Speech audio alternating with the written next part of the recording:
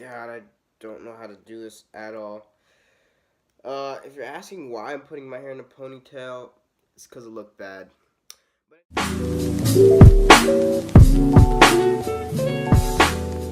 So in today's video, I'm going to be talking about my trip to Colombia that I took back in 2018. It's been like 2 months since I've gotten back, and I didn't want to make this video right away because I knew that the experience was still fresh in my mind and I wanted a little bit of time to sort of reflect on what happened.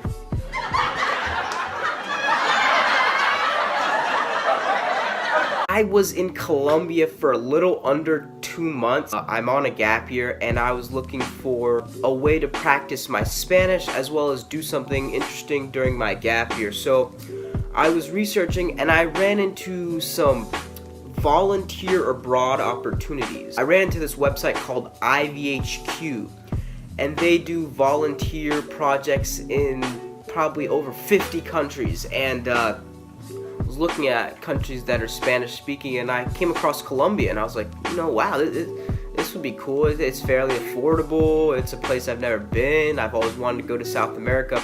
Basically, what we did as volunteers were we signed up for one of several projects. I worked construction, so I would go and do construction projects at local schools and senior living homes, and I committed to that project for the entirety of the 6 weeks. There are a lot of projects. I really felt committed to construction, so I ended up staying. We worked Monday through Friday, about 6-hour days. Some days we'd work a little less, some days we'd work a full 8 or 9 hours. And the weekends we had to ourselves completely. The weekends were ours. During the weekends, I took a trip to Villa de Leyva. I just posted a vlog about that, so definitely check that out. I'll leave it in the description. I took a trip to Medellín, which was probably my favorite. I'll definitely drop some recommendations for places to stay in. I definitely advise going to Medellín. My parents were very skeptical about me going to Colombia. They thought it'd be very dangerous, and I myself was a little unsure about going to Colombia. But after having been there a few days, I realized that it was really safe. Alright, so now I'm going to go on and talk about some advice I'd give people that have never been to Colombia or people that have never solo traveled and want some tips.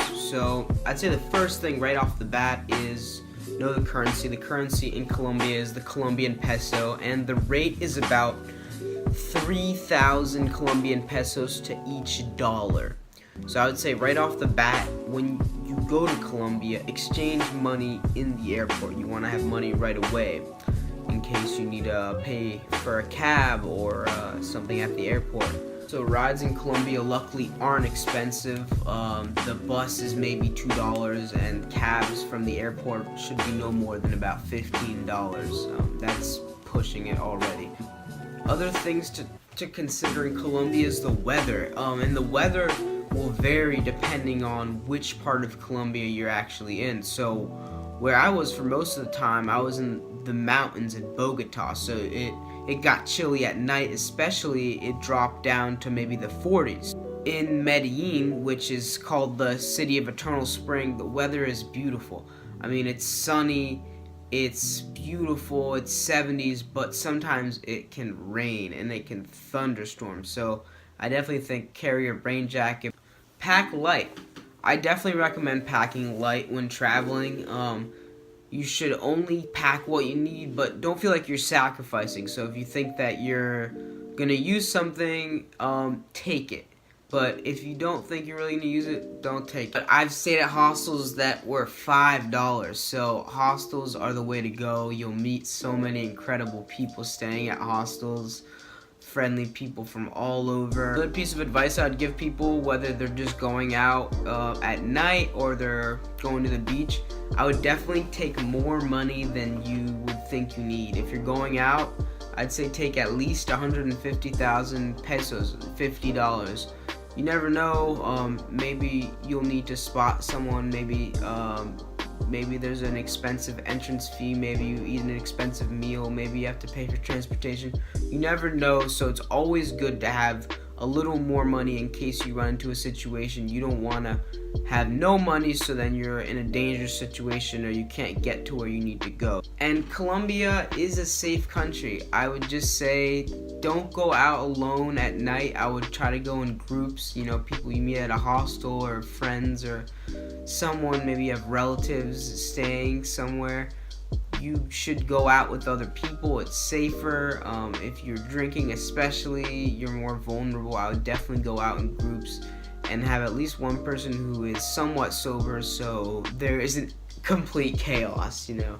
The last thing I would recommend people to do is just to talk to locals, you know.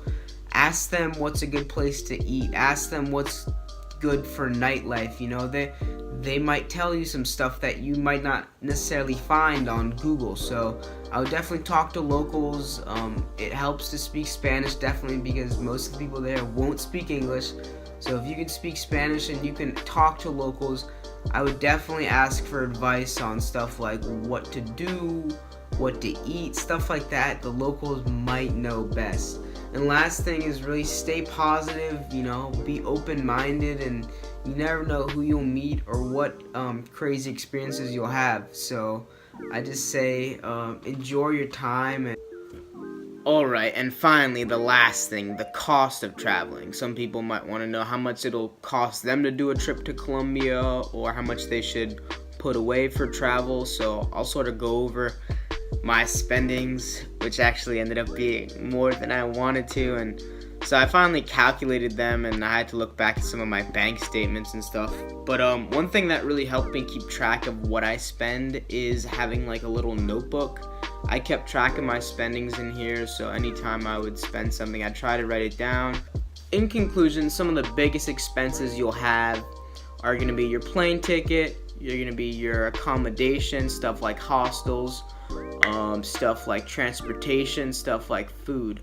I'd say in Colombia you could probably stretch $1,000 for a month. It'd be tough. I think it's definitely doable. You wouldn't be able to do stuff like tours, but I'd say yeah, you could spend about $15 per night on accommodation, $5 on travel, $10 on food. It'd be really tough, but I think $1,000 could stretch over a month. My numbers, so my trip was a little under 2 months, and I ended up spending closer to $3,800. So my 7 weeks cost me about $3,800. Anyway, guys, I told you a little bit about my experiences in Colombia. I gave you guys some advice and some tips, and I told you about how much I paid for my trip. I definitely think that I could have done a better job with planning and keeping track of my money, but overall it was an incredible trip, and I felt like the things that I did mess up on, I'll only get better the next time. Alright guys, thank you so much for watching this video. If you enjoyed it, please drop a thumbs up. I'll be coming out with more videos really soon. Also, be sure to turn on post notifications so you can get the notification when my next video does drop. I should be having content coming really soon. Alright guys, that is it for today. I hope you guys enjoyed. We'll see you soon. Peace!